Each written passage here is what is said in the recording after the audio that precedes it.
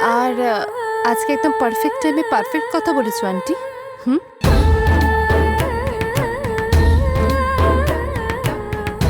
এবার আমরা তিনজনে মিলে রাম আর চিকির হানিমুনটাকে পুরো চাটনি বানিয়ে দেবো।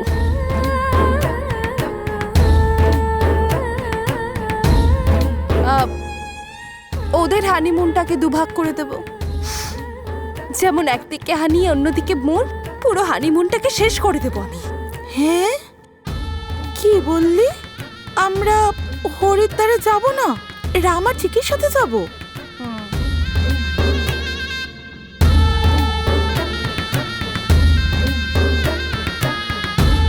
আমি তোমাদের বেড়াতে যাবার সমস্ত বন্দোবস্ত করে দেবো। কি হলো?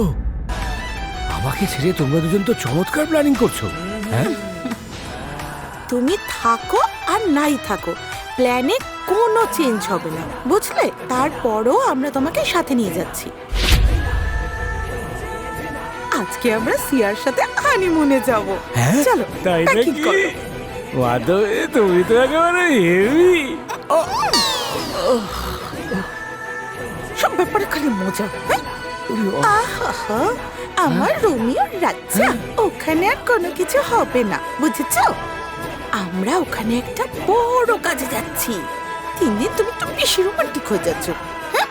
Would you please stop? নিজেদের বকবকটা বন্ধ করবে? হ্যাঁ হ্যাঁ, চুপ করলাম।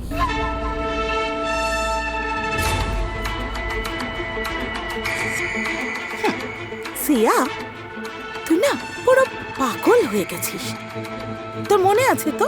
হ্যাঁ, রাম আর চিকির মাঝখানে তুই যখনই আসিস কিছু না কিছু একটা ঘটনা ঘটে, তারপরেও তুই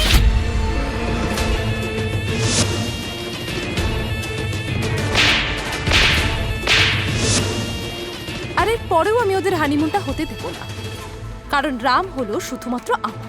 বুঝতে পারলে? বাহ, চমৎকার ভাবে বুঝিয়ে দিলি তো। ও পাগল হচ্ছে কানাইয়ের জন্য, কিন্তু কানাই বলছে রাধাকে যে আমার জন্ম হয়েছে শুধু তোর জন্য, তোরই জন্য। বুঝলি শিয়া? সেখানে গিয়ে কিন্তু কিচ্ছু গড়বড় করবি নি।